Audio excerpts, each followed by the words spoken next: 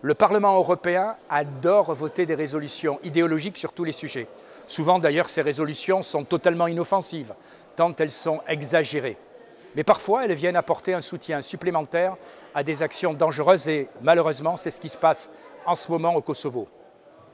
Ainsi, à l'article 64 de la résolution qu'il a votée sur le Kosovo le 10 mai 2023, le Parlement européen condamnait le boycott par la minorité serbe des élections municipales d'avril dernier. Il faut rappeler que ces élections étaient organisées après que les élus précédents ont démissionné pour protester contre les violences de la police kosovare, contre les habitants serbes de cette région. Dans les municipalités serbes du nord du Kosovo, là où les Serbes, vous l'avez bien compris, sont majoritaires, seuls 3,5% des électeurs se sont rendus aux urnes. L'administration au Kosovo a donc essayé d'installer par la force des élus illégitimes en sachant parfaitement que cela déclencherait des affrontements violents. C'est ce qu'il s'est passé le lundi 29 mai. Le monde entier a pu constater que les forces de l'OTAN étaient envoyées en première ligne pour faire appliquer une installation de maires d'origine bien sûr albanaise, désignés parfaitement artificiellement dans ces zones où les Serbes sont ultra majoritaires.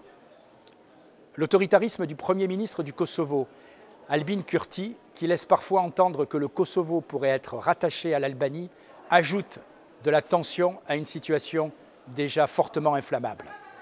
Alors est-ce le rôle de l'OTAN de défendre la politique radicale d'un homme qui fait de l'affrontement avec les Serbes du Kosovo la colonne vertébrale de sa politique? Si Emmanuel Macron a condamné l'action du Kosovo, ses députés, ici, ont bien voté le rapport du Parlement européen qui s'en prenait ouvertement aux citoyens serbes. Le double langage, vous le savez, est la maladie congénitale de la Macronie. Il y a une position à Paris devant la presse et puis une position à Bruxelles qui est totalement opposée. Alors que le Kosovo a déposé sa candidature pour adhérer à l'Union européenne en décembre 2022, il faut dire clairement que Pristina est un facteur de déstabilisation pour les Balkans comme pour l'Europe.